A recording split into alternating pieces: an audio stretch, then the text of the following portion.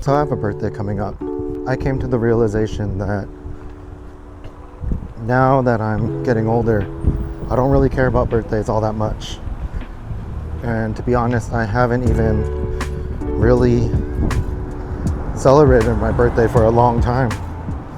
I just do it for the sake of everyone else, like a reason to celebrate. But for myself, it's just another day. And I think the last time I really cared about my birthday was probably like when I was 29. It's because when my mom died, I was 14 years old. And I was really young, you know? And now that I'm older, it's like at 29, I had this realization that I've lived longer without my mom than with my mom. And I think that really put a lot into perspective. And it made me a little sad about just, oh, sorry, but that's pretty cool. I never go this way. But when you've lived longer without someone than with someone, it's just kind of a crazy feeling because my mom means the world to me, but yet it was so little of my life. I mean, now I'm 3 times that age. Well, to tell you the truth, more. Now that I'm older, it's even harder sometimes to remember, like, you know, certain events, like, did that really happen, or did I just kind of play that in my mind? My mom's voice, I used to remember it really perfectly, but as I get older, it's like becomes more distant, a little harder to remember. No, that's why, like, I think these videos are so important. I hope one day, you know, YouTube's still around, and at least for my kids or my wife or whoever wants to watch, like, they can remember how goofy I was, what it sounded like.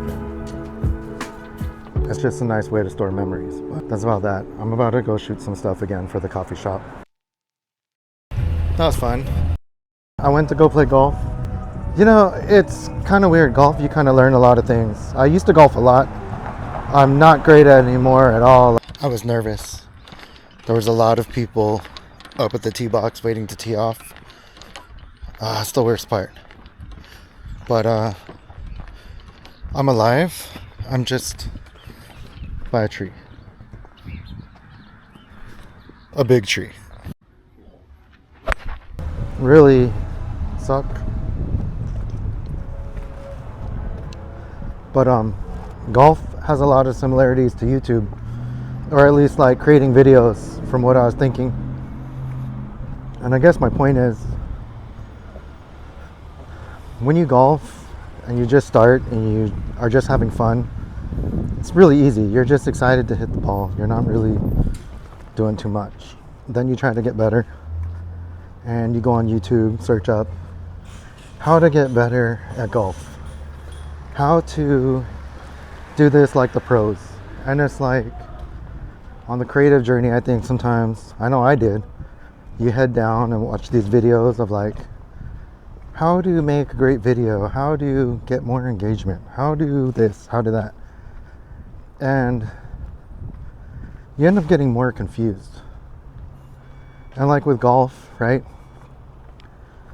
You try to emulate these professionals, you try to emulate things you saw in a video, and then it just ends up being like gibberish. You end up, I'll show you some shots that I hit. Like you end up really sucking.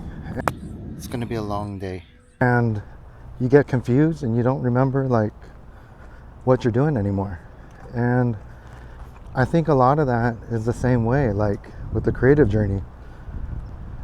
When it comes down to it, I think you just need to have fun and you just start and you just create for the sake of creating and having a good time doing it.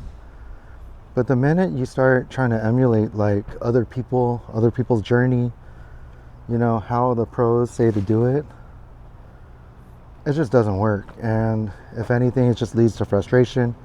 And you get to the point like me, like I probably golf one time a year, maybe twice if I'm lucky.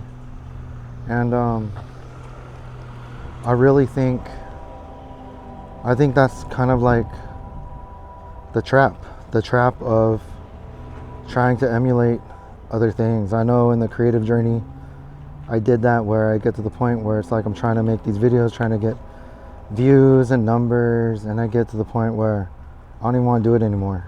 And, you know, hopefully I can take a step back, learn a lesson from golf that it just is what it is. Have fun, have a good time.